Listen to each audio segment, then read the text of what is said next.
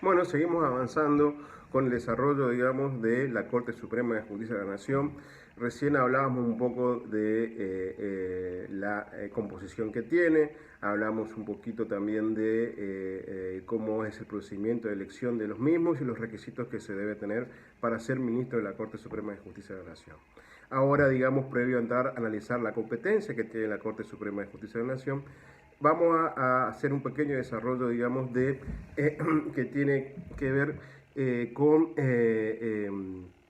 la forma en que la Corte Suprema de Justicia de la Nación instrumenta sus decisiones, ya que a través de estas distintas modalidades es que va a ejercer, digamos, la competencia en los distintos ámbitos que tenga.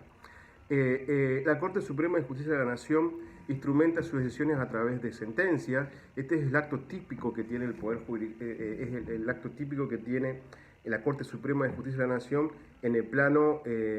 jurisdiccional, como poder jurisdiccional. Es una decisión judicial que importa el ejercicio de la función jurisdiccional en el marco de un proceso judicial. Es el único modo normal de ejercer la administración de justicia. Vidal Campos dice que es una norma emanada de un juez en un y para un caso en concreto y que debe reunir ciertos requisitos elementales como ser, ejemplo, estar motivada y fundada en derecho, tiene que ser dictado oportunamente en el tiempo, tiene que estar ajustado al principio de congruencia y tiene que ser imparcial. Después la otra forma, digamos, en que la Corte Suprema de Justicia de la Nación instrumenta sus decisiones es a través de las acordadas. Estas son normativas de carácter administrativo general, referidas a las actividades de los tribunales. Esta es una de las facultades que deriva del artículo 113 de la Constitución Nacional, que faculta a darse el reglamento interno y a designar sus empleados. Hace referencia a las facultades de superintendencia, digamos, se ha dicho este artículo 113. Y se instrumenta, digamos, todo lo referido a través de las acordadas. Por ejemplo, designar el horario de apertura de los tribunales, el horario que se cierra, disponer, digamos, ferias extraordinarias, como estamos viendo en estos días, como tenemos por ejemplo una acordada muy importante, la acordada 4 del año 2007, que establece todos los requisitos formales para poder presentar un recurso extraordinario federal. Bueno, y después tenemos por último la última modalidad por medio de la cual la Corte Suprema de Justicia de la Nación instrumenta sus decisiones, son las resoluciones. Estas también son decisiones de carácter administrativo, pero que hacen al funcionamiento cotidiano del poder, por ejemplo, y tienen un carácter un poco más particular. Por ejemplo, la aprobación de contratación de personal, la contratación de proveedores, la concesión de licencias, etc. Como es ese tipo de actos administrativos se llevan a cabo a través de resoluciones de la Corte Suprema de Justicia de la Nación.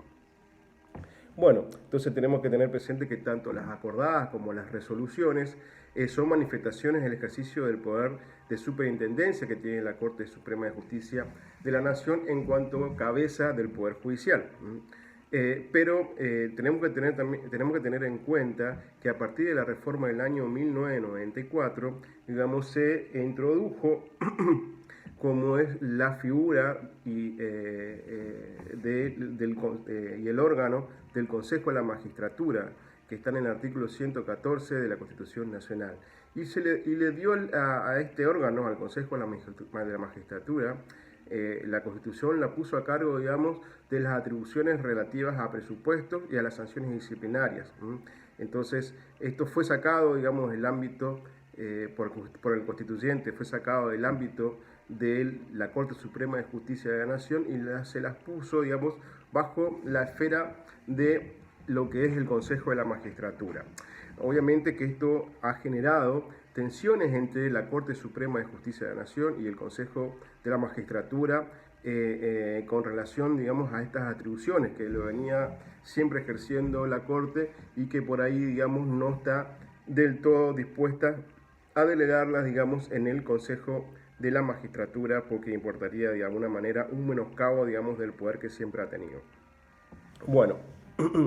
dicho esto, como es, y entrando, digamos, entonces un poco más, digamos, en profundidad en las funciones que tiene la Corte Suprema de Justicia de la Nación,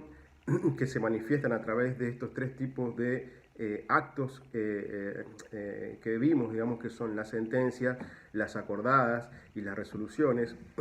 podemos ir definiendo, digamos, que las funciones, según, por ejemplo, lo establece Vanossi, el doctor Vanossi, dice que en su rol institucional, la Corte es al mismo tiempo tribunal, es decir, tiene una función jurisdiccional, pero al mismo tiempo también es un poder del Estado. Y es un poder del Estado porque, según Vidar Campos, a través de sus fallos también se gobierna.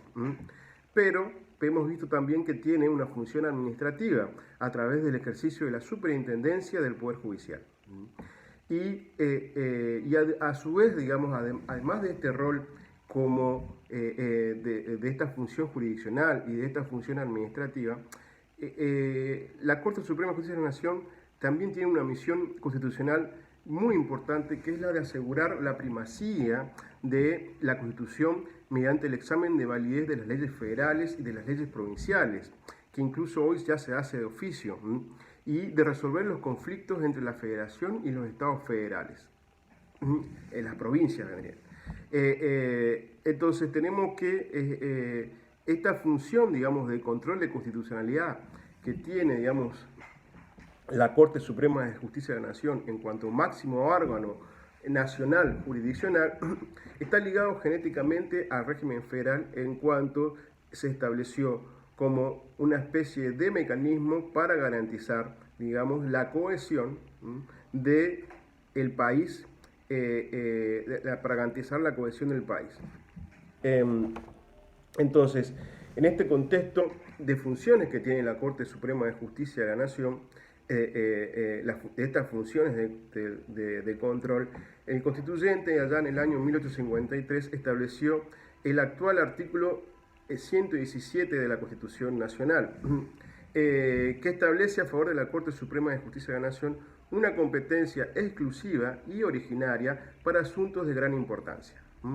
Entonces tenemos que tener presente esto, digamos, que la necesidad de mantener la cohesión dentro del país, entre una nación que recién se estaba formando, que tenía distintos estados, las provincias, que se estaba armando, que se estaba consolidando, el constituyente consideró, digamos, de que era necesario, digamos, de que la Corte asumiera, digamos, como una asumiera, digamos, una competencia de manera exclusiva y de manera originaria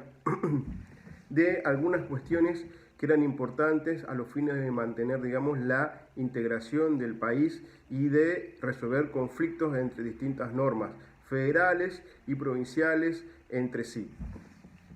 y asegurar, digamos, a través del control de constitucionalidad la plena vigencia, digamos, de la Constitución. Entonces, esta competencia exclusiva para asuntos de gran importancia, esta competencia exclusiva y originaria, surge del artículo 117. Vamos a leer un poquito el artículo 117, que dice, artículo 117, en estos casos la Corte Suprema ejerce su jurisdicción por apelación según las reglas y excepciones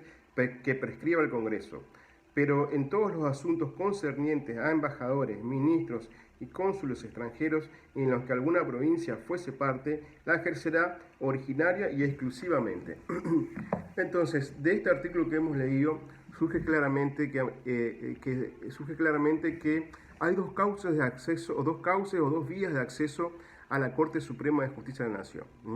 Y aquí viene, digamos, nos metemos de lleno, digamos, en el punto del programa que habla de la competencia de la Corte. La primera forma de acceder, digamos, o la primera vía que da lugar a las competencias de la Corte es por vía de apelación, según lo que leímos en este artículo 117,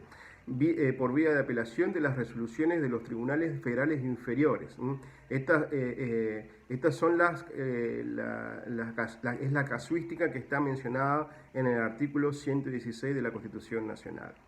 Y la segunda vía que tenemos, digamos, es la vía originaria y exclusiva, que se refiere a temas de embajadores, ministros y cónsules extranjeros y aquellas causas en las que alguna provincia fuera parte. En principio, estas competencias no podrían ser modificadas por ley, pero nuestro derecho constitucional ha introducido mutaciones que actores como Sagüez o Bianchi han referido que pueden ser mutaciones restrictivas, es decir, que sustraen materia que eran competencias de la Corte de manera originaria y exclusiva, o mutaciones ampliatorias, o sea, que le han agregado, digamos, competencias. Entonces, analizando un poco lo que dice el artículo 116, podemos ver que dicho artículo se refiere o abarca genéricamente la competencia federal, y en el artículo 117 de la Constitución Nacional, que tiene que leerse como una prolongación del artículo 116, hace una división en razón de instancias, y en este artículo 116 establece cuáles son las competencias, digamos, que son exclusivas y originarias. Y ahí se refiere que van a ser causas en las que una provincia sea parte. Y ahí vamos a entrar un poquito a analizar la casuística que se desarrolla a partir, digamos, de esta competencia originaria y exclusiva de la Corte en estos casos.